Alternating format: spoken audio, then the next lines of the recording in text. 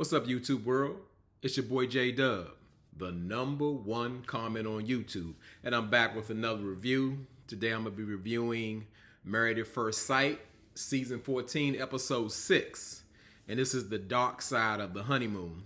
And before I get started, for those who are new to my channel, I give light overviews of shows. I don't go exactly detailed, even though I'm a very detailed person. If you watch some of my videos, you'll see how the smallest things stick out to me. And the motto of this channel is say what you say. So I'm going to speak on it and you're going to hear about it. And if you're into comments, or if you're looking to get into a channel that welcomes comment, this is your channel.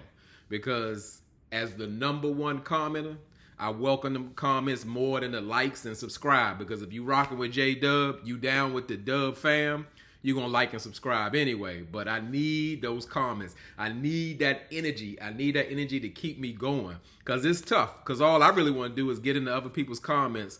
But the one thing about having your own channel, you got your platform to say what you say. So it's really a beautiful thing. So I'm going to go ahead and get to the review. And with Married at First Sight, I don't do a scene by scene situation. I do couples by couples, and in no particular order. But today I'm going to have to start with a particular couple, because this one gets in my spirit so bad that it's so triggering for me. Again, for those who don't know, I am a Pisces. Pisces are very passionate, very emotional, and some of us are empaths. We take on these feelings that others exude, and it's just like it's happening to us. So that's how sometimes I get so excitable and so upset and all that. So the first couple we're gonna have to get into, because I gotta get it out the way, because for real, I'm not even sure if I'm going to include this couple in my reviews anymore. It's a personal choice. It's my choice, because it's my channel.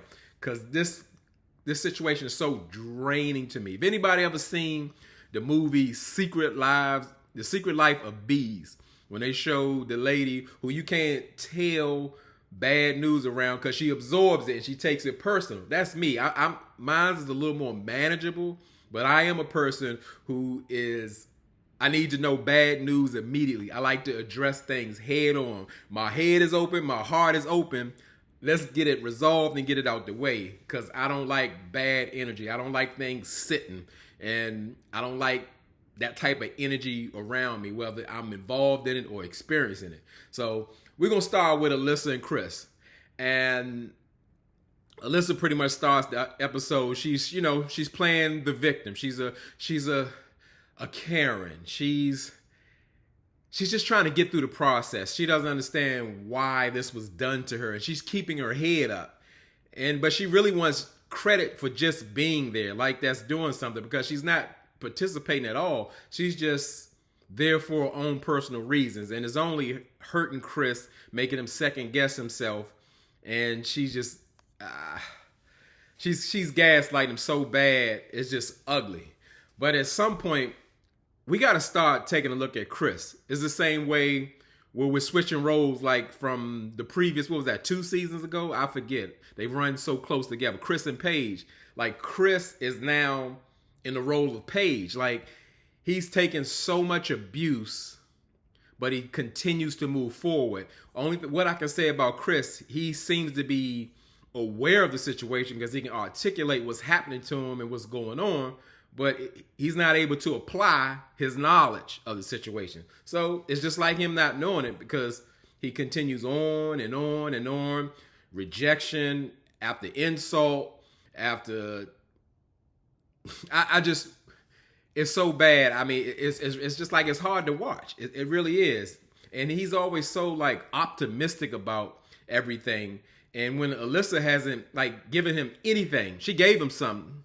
She gave him some negativity to work with, but it's like he's blind. He just, he trusts his process so much, or he wants a wife so bad, or he wants Alyssa so bad. And I can't even, I can kind of step in other people's shoes to see where they're coming from. But this one, I can't. I mean, how many times does she have to to reject you or insult you or let you know that she's repulsed by you or let you know she don't want to be around you. Like you're on a honeymoon and your wife has someone else to tell you not to come over to her. What do you do with that? What do you do with that?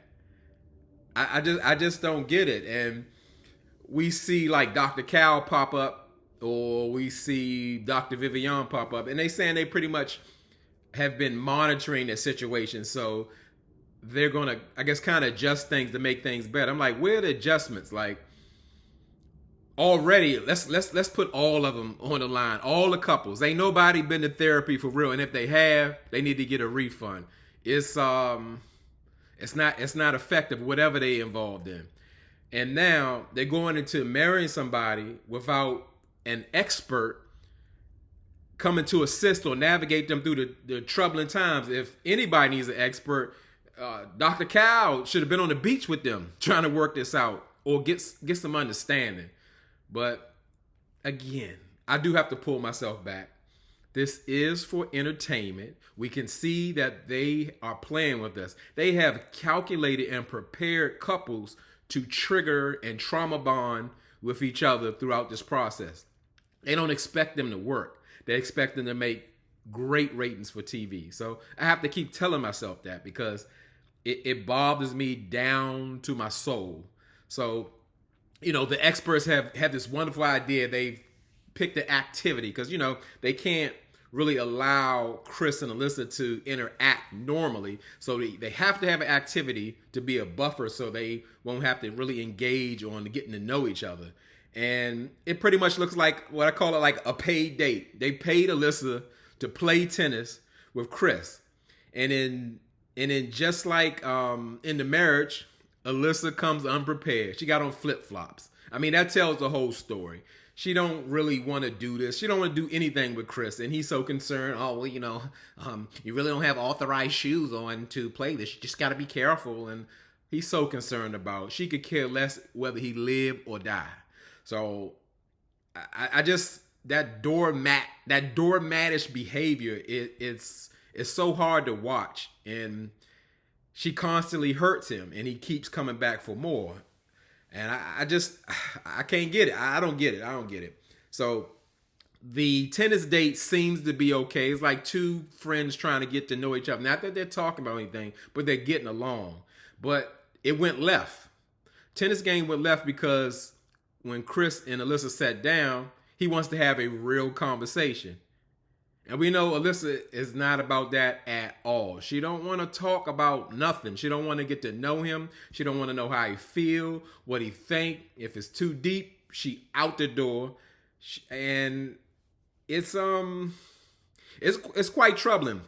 Even though Married at First Sight wants the ratings and everything, they're not even getting what they want. She's so uncomfortable with everything. Like she just continues to gaslight the man. She can't, if it's anything serious, she's going to walk away. If it's anything of trying to get an understanding of what they're doing or how she feels, she's not talking about it. And he's disrespecting her and he's treating her bad. And they run right after her. And like, I'm like, she's not even giving the producers anything. So, I mean, what's going on? I don't get it. It's like she puts emphasis on that.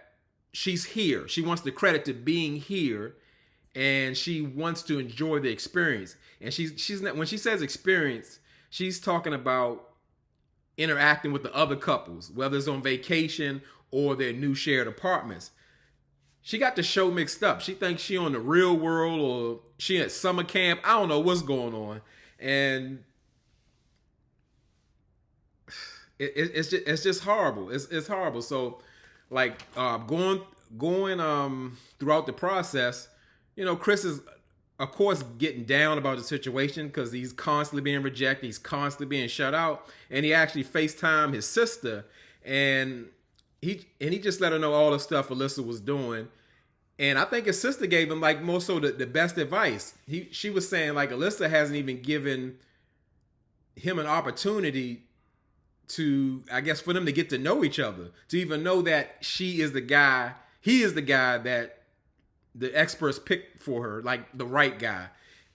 So sister pretty much tell him like, hey, at some point you just gotta, cut your losses. She's not willing to compromise about anything. She's not willing to give anything.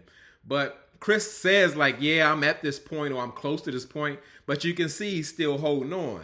And like where with this situation really gets triggering for me, it goes like much deeper than this show. I mean, just the outlook of the world or just how things are. When we truly call Alyssa a Karen, she's accusing this man. He's like, Chris is so unkind and disrespectful, and he's never done any of those things as far as we can see. And she's just talking about just like, how she just doesn't like him, and she'll go so far as just like pointing over, just look at him. Look at his hand gestures. They're so aggressive. And everything is off about him. And where this gets like to me like really crazy, just we're watching him point and he's showing somebody something, and now this man is aggressive, disrespectful, and all those things. To me, what's that equals up white women tears. You're gonna look at somebody, make all these false, strong accusations as if it's so, as if you're being victimized. She might as well have been saying, he assaulted me, he beat me in the room, he attempted to just do all types of things to me, and I just couldn't keep him off him. And we know Chris didn't do anything like that. And the world plays into that, plays into those white women tears. I don't like that. No. How she said about Chris, I'm disgusted by that. Like, that's a real thing in real life. If all the Alyssas of the world can say, that man over there did this to me and said this and touched me here, it don't have to be true. But just because she's saying it and crying, that makes it so. That is so ridiculous. It doesn't matter what color a person is. Until some facts have been brought up, or we can confirm it through somewhere, some investigation, none of that should be taken seriously, especially what we're looking at in front of like Chris's character. I mean, it's so ridiculous. Like, I can't even, I almost have to remove from this point on. I'm gonna say for this review, for real, if it's really dealing with Alyssa and Chris, because at this point, he's just as toxic as her, but in a different way. I don't even want to address what they're doing because it's so ridiculous to even entertain. This ain't entertainment. This is ridiculous. This is absurd that we're even watching this, that we're even engaging in this. That's how, back in the day, people, we got to say back in the day because we live in different parts of the United States, and it's still in the 60s. People get lynched. People are shot, killed for the accusations of Alyssa's. I can't do that. I can't deal with that. This is supposed to be fun. We're supposed to be like Noah. We're hopeless romantics. We want everybody to work and live out there ever after and watch them kind of work their marriage out from ground zero. But this ain't it. So I'm going to leave that alone. I ain't touching it. I ain't touching it. I can't do it. I won't do it. I'm going to let y'all touch it. But again, because this is the channel for the comments, I want y'all to get down in them comments and tell me what you think. I feel so strongly about this. I am how Alyssa feels about Chris. I'm disgusted. I'm repulsed by her behavior and the producers chasing after her and not allowing or requiring her to participate in this experiment or whatever she called it. It's ridiculous. They catering to her, and I hate it. I don't not like it. I hate it. So let me move on. Cause this is gonna be the tone of the review. Cause I'm disgusted. My soul is disturbed. So this is what it's gonna look like. So I just gave y'all one. I don't like to give warnings because I don't need to give a disclaimer like, oh, this is triggering and all that. That's for the new people in the world, the new world, where you gotta tell people if I might talk about something that makes you feel a kind of way. No, you watching me. Roll with me. Let me calm down. Moving on to Jasmina and Michael. Now, Jasmina and Michael, they met up with Olajuwon and Katina and just trying to talk about the different experiences that they were having in the marriage or how they thought the experts like matched them up. And Jasmina actually said that she felt there were a lot of similarities with her and Michael, and they both feel like they're opinionated people, and to me they view each other the same way, like a person that's like not willing to compromise. And I could kind of see, I don't know exactly the similarities that Jasmine is talking about, but to me they're just like two sisters. And that doesn't mean, let's call it a jump on Michael's masculinity or his sexual preference. I'm not saying that at all. I'm not saying that at all. I'm saying, like, you got to look at where he come from. He raised by sisters. So he's got a sister mindset. And he's going to interact with a woman like a sister. Because there's a lot of times it does matter that if you have certain influences around you, how it's going to affect how you behave in your normal life, all the way up to adulthood. You get those deficiencies, it shows up in different ways. And that's what I get the vibe, like Michael is arguing like a sister. People giving him so much credit and all that. That man brings so much baggage to that marriage. And again, I'm not saying we're expecting Michael to walk in the door, be perfect, have everything, all together. But at this point, especially when he's talking about he's been single for like a while or a couple of years, like, what have you done to work on all that trauma and all that pain that you've been dealing with your whole life, and just think you're going to walk into a marriage? You couldn't handle a regular relationship out in the world, but now you're going to get married at first sight. That's going to take a strong and stable person to get that done, because that assignment is tough all in itself.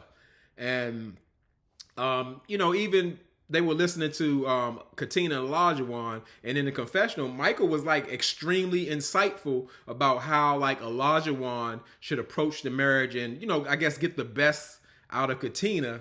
And I thought that was kind of funny, but they say that you can kind of see someone's situation better because you're not in it. He was very insightful, very communicative. I'm like, I would like to see Michael apply that energy to his marriage, so he could do some good, because to me, he's absolutely failing. People really believe like, oh, Jasmine is being so tough on this man and she's so closed off. I can see why she wouldn't like him. She got a little long-haired midget He-Man figure, if I can say it. But it's my channel. I can say it unless YouTube don't want me saying it. So Michael struggles. He continues to struggle with being vulnerable. So like while they're out, him and Jasmine are out on the little, let's say the waterfall tour, his attempt to be vulnerable, he wants to share a childhood story when he was 6. And when he was getting on a school bus, it was like a 4th or 5th grader, big guy, just bullying him. Because that's the term I think we could use in a kid situation. Bullying is real. I don't like to hear it personally in adult situations, because as an adult, we should have enough emotional intelligence, a confidence to stand up for ourselves or know how to navigate a situation. Kids are still developing emotionally, so I get that.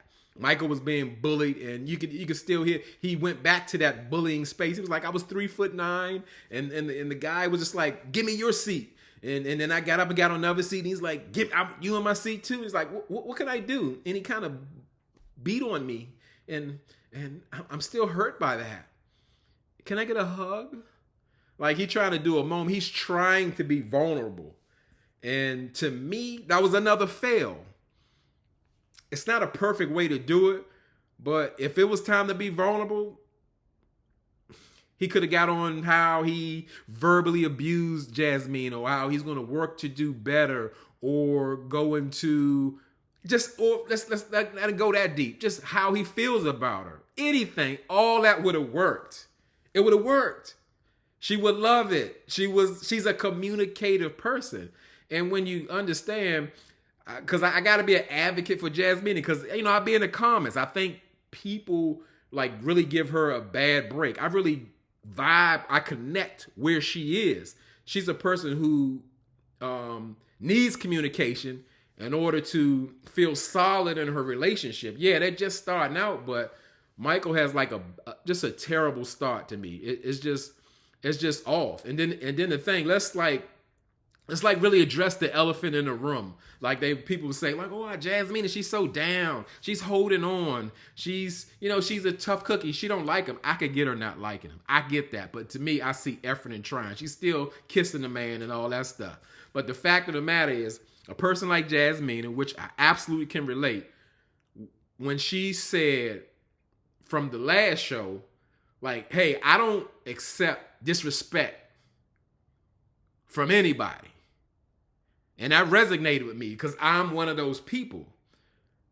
Respect is the first, second, and third thing for me in a relationship. That has to be the top, because if you don't have respect for me, we can't move forward. We're not gonna have a healthy relationship. To me, that's in all my relationships.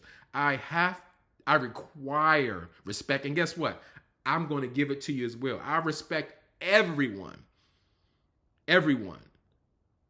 until you feel it necessary to disrespect me. And at all costs, I'm going to hold back so we don't have to go into that disrespectful space. But I'm going to let you know. But that does something. That should be the sixth love language, respect. A lot of people live in that space of respect. And Michael has already disrespected her. He's confirmed that, because we got a lot of theorists out here who are going to say, oh, we didn't hear the conversation. The man confirmed that he has a problem with respecting people and like getting a loud tone or using an aggressive tone and all that. Man, it's your honeymoon. This should be the sweetest part of the life. Let's get back to Boston and argue or start to see the representative come off. This man is already there. And I get it, like Jasmina. She's checked out pretty much because he's already disrespected her. And not only that, he hasn't came with an explanation and apology that has satisfied her. The man say, hey, my sisters told me I was disrespectful. My friends told me I was disrespectful, with my aggressive tone and past relationships. So when we get back to Boston, I'm going to work on it. We still in Puerto Rico. You going to work on it in Puerto Rico? We need that. We need that in Puerto Rico, and we need it in Boston and Jamaica and wherever we go. So I get it. She's like checked out, because to me, Michael's already shown her who he is. That just don't go away. That's what he is. People can change, but that's what he is. And not only that, the man has brought so much traumatic baggage with him. There's no way that she can unpack all that. And she ain't supposed to. That's for him to do the work. The man say he ready to get married. That's a part of getting married. And being a person who's communicative, I can't even see like being able to endure a person who just can't plain talk. And I get that. Guess what? I'm going to get that. A lot of us have not seen examples of people who properly communicate their feelings. So we're already operating at a deficiency. But that's probably the biggest part of a healthy relationship, being able to communicate. You can know a person, but it takes so many years to know a person. And you'll still be learning a person, but only they can truly tell you how they feel about something. You can't give that to them. You can talk for 2 days in a row. You can't tell a person how they truly feel deep down inside. That's their work to do. That's their requirement to contribute to the relationship. Tell me how you feel. I can't do it for you. If you want me to do it for you, I might as well be here by myself. Yes, relationships aren't balanced. Sometimes you got to give more, take more, whatever. It's how it goes. It's not always even 50-50. It's not like that. Not real ones anyway. Sometimes you got to pick up the slack. But you cannot do the work for the other person. And Jasmina she's done with it, for real. She done with it. I don't blame her. She don't have to take that. I wouldn't suggest that for her. Let that man talk, because I already know before we go even too far, we know it's going to happen again. We know it. Why she got to put up with that? Yeah, people lose their cool. Yeah, people get emotional. I know. But you got to be in a space where you have to manage and govern your feelings and not hurt the person standing in front of you, regardless of how you're feeling. That's your responsibility. Hey, I'm sorry all the people in your life died in front of you. I'm sorry. I wish that didn't happen. But don't make me your punching bag. Don't make me your dumpster. You got to emotionally dump on me or project on me. Ain't nobody got time for that. That's crazy. Let me move on. I'm going too deep like I'm in that marriage. It's tough. Let's move on to Steve and Noy. So Steve and Noy, they going out, they going to like a waterfall, the same waterfall situation. And like Noy says, Steve wants to go rock climbing and, swimming in a wild river. And, Noy's really not feeling it. You could tell she can't like swim.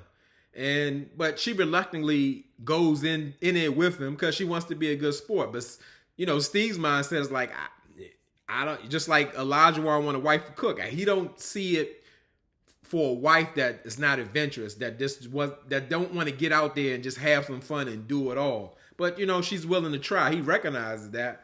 I thought it was really odd in that situation where Steve was attempting to teach Noy how to float. So usually I'm going to assume, you shouldn't assume, but I'm assume if he's teaching Noy how to float, she don't know how to swim. You don't teach anybody how to swim in a body of water that has a current. Now, when they was in the swimming pool the last episode, that would be the time you teach her how to float. This water is moving. There are rocks in there. Yeah, he can help or keep her, but you don't have control of your environment. You're teaching someone, so you have to provide some type of protection. And that was weird, but it proved my theory right. Steve like kind of freaked out in the water. Why? Because it was a fish biting his foot multiple times, so he couldn't hold it together. And Noy said, I don't feel protected. Like we gonna drown, because that takes a lot of trust. For a person who doesn't know how to swim, the water almost means certain death. So for them to say, oh, you just trust me, you got to see it from the other person's perspective. Water can be scary. It can go all the way back to slavery or just plain availability of recreation. We don't have access. We haven't had access to a lot of water historically. So that's not our thing. Me, I never took a swim class or nothing like that. I learned by, my Michael story. A bully pushed me in, and guess what? I swam. I don't know how. By the grace of God, I swam. And from that day on, 8 years old, I've been swimming since. Nobody taught me. So the water can be scary because it can mean harm or death. And just one thing I could point out, the things that bother me. I'm tired of Steve and Noy giving them lipless kisses. They so passionate, but like they doing it for the camera, or they got a kissing quote or something. Kiss again. Somebody still clicking the champagne glass at the wedding. They want to kiss. It's off to me. I don't feel it. I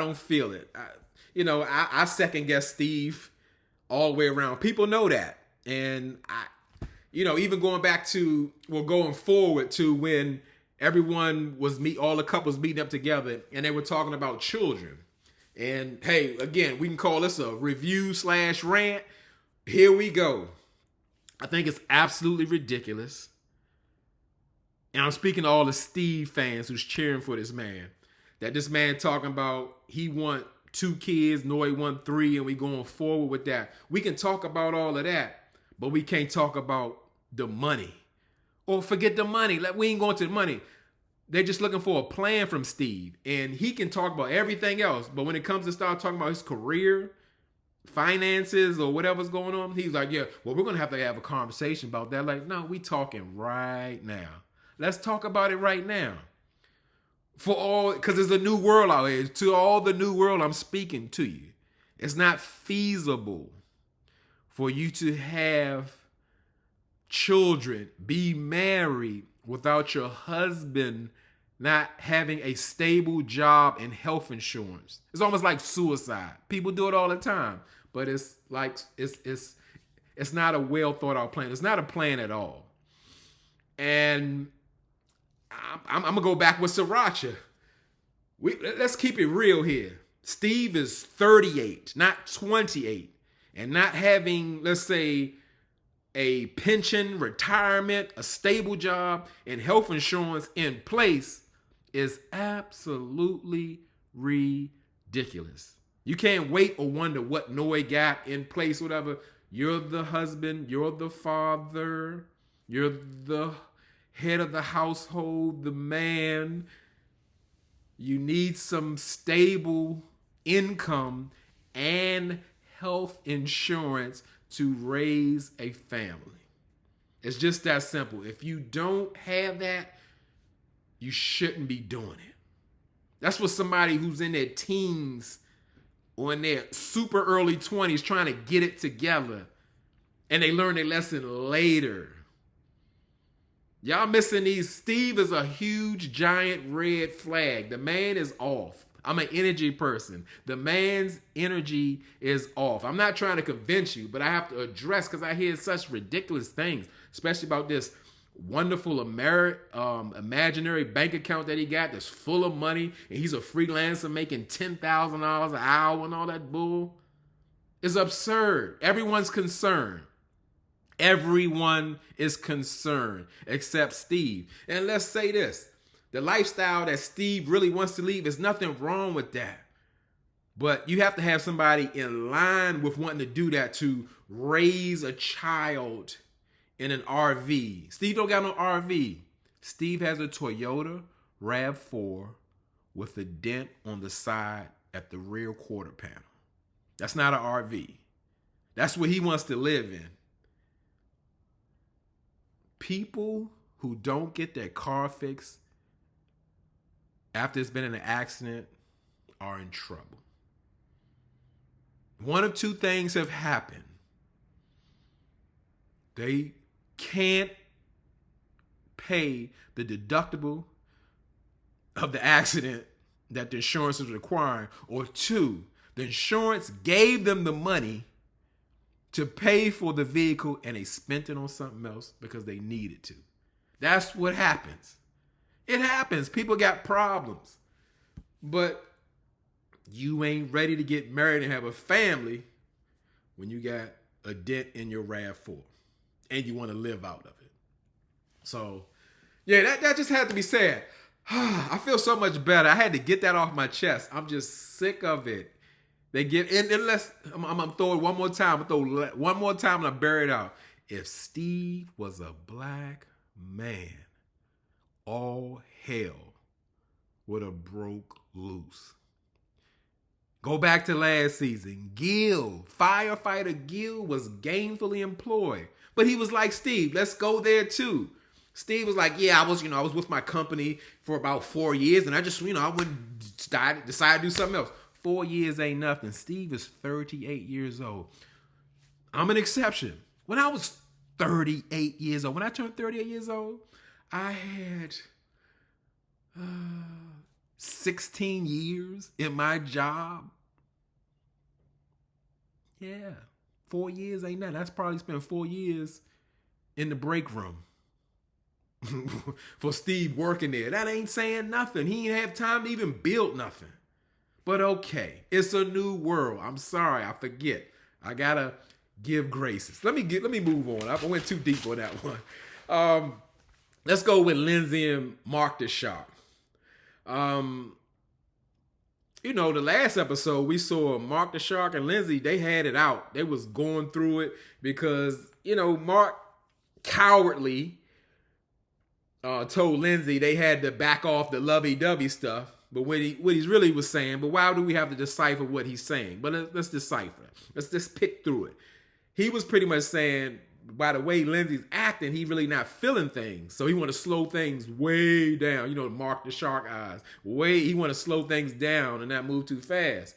And I guess after the argument, he went to get Lindsay after she walked out, and they made up in the lobby, and they back on. It's all forgotten because Mark said, "Hey, let's just start in the morning, clean slate. Let's do this." They back happy married again, and classy Lindsay, because she's always making some type of comment like Mark is classless. They get room service. She come to the door with lingerie on. That's a problem.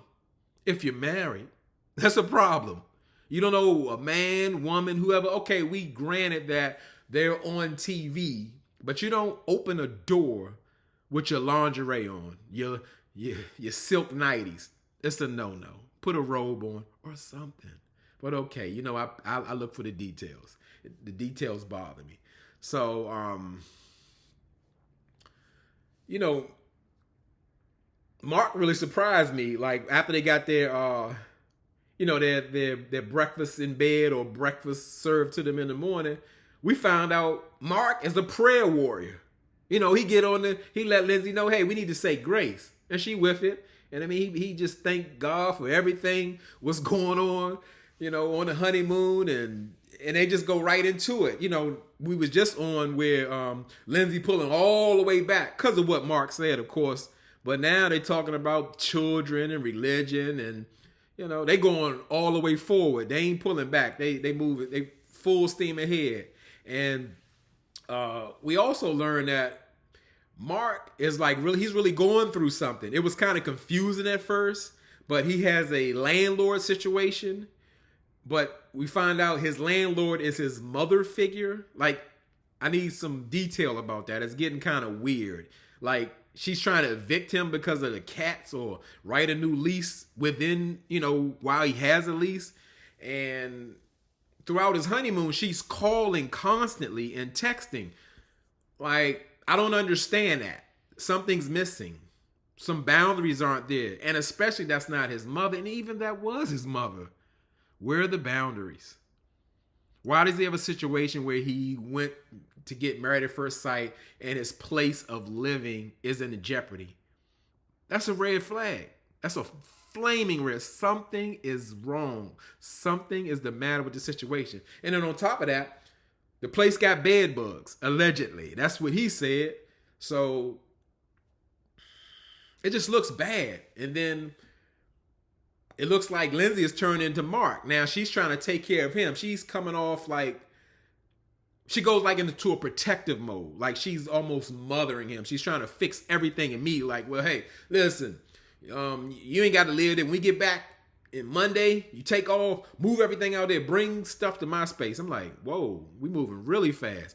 Why not move his stuff into storage or something if he can't live there anymore? And y'all see if y'all actually gonna stay married. But to me, that suggestion didn't come off genuine to me. It was more so like Lindsay was trying to stake her claim. Like now she's helping Mark. Now he owes her. You need to move your stuff in me. Move all your bed bug stuff in me. That's when I knew she loved him.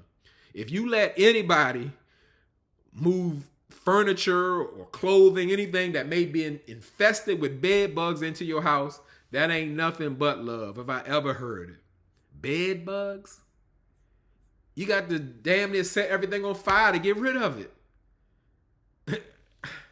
It's so crazy to me, but I'm side-eyeing Lindsay. I don't know if her intentions are pure. So,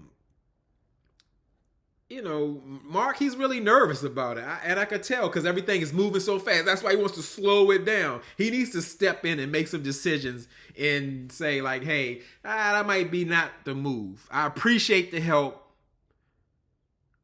Lindsay. I appreciate it. But let's slow it down. He don't want to say that. That'll piss her off too bad. Let's slow it down. So I'm side-eyeing Mark now for real. This guy's supposed to have been together, had his stuff together. Now he is in a situation with his landlord that has bed bugs and he got to get out by tomorrow or get rid of his cats. And it's too much. And not only that, just why is this woman calling him so much and he's entertaining it? Like he have to address it over the phone. He on his honeymoon. Can't it wait a couple of days? It can't wait? Does the landlord live there with him? I don't know. Something is off and something is wrong. They have really picked people who got some real issues going on this season. We can say normally people have problems. We get that. Life isn't perfect. People are in different stages of their lives, but I thought this was a selection. These people supposed to be like together on top of this stuff. You know, getting put out at the honeymoon or having your landlord / mother figure. Why does he have a mother figure anyway? He got a regular mother. I know she's depressed or she going through it and he's a caretaker, but the whole situation is odd. So I got to get away from that. So let's move on to the final couple, Katina and Olajuwon. So we see Olajuwon and Katina, they're going on a horseback riding excursion, and I got to say it because I hate to use this sentence, but I'm sort of like Olajuwon when it comes to adventure. Pretty much, I'm willing to try things. You know, I might not do like skydiving or something like that, but I'm with all that, having the experience. I'm with that. But I thought, as Katina, who has never been on a horse, she got on that horse and she rode and she did a great job. You could tell she was nervous, she was scared, but she didn't let it stop her. She knew that was something Olajuwon wanted to do. Usually people, it's just like swimming. People who can't swim or have never ridden a horse, they're afraid for their life. And in some cases, it could be for good reasons. The first time I got on a horse, the horse stood up like 12 o'clock. All I could see was the sun. All I knew to do was hold on. It's real. You can get hurt on a horse. So she did great. And what I didn't like was like Olajuwon, he got like really frustrated with Katina. And, you know, Takina. Katina wasn't riding at his pace. So he more so hit like trainer mode. And he got upset with her because like, hey, you should be doing what I'm doing. And that really didn't sit well with Katina. And she was really communicative, even in being in fear. I thought that was great that she was able to do that, to let him know like, hey, you know, you should kind of have some grace in this situation. I'm trying to do something you want to. I'm a little nervous. I need some help here. I'm with it, but it's hard, you know. And we'll go with Olajuwon, his confession. He's like, well, you know, I'm an adventurous person, and you know, I'm not going to let her stop me from living. I'm going to just do what I have to do, and I'm anything that I think that she can do, I'm going to push her. I'm going to push her hard towards it because I know she can do it. I know she can, you know. And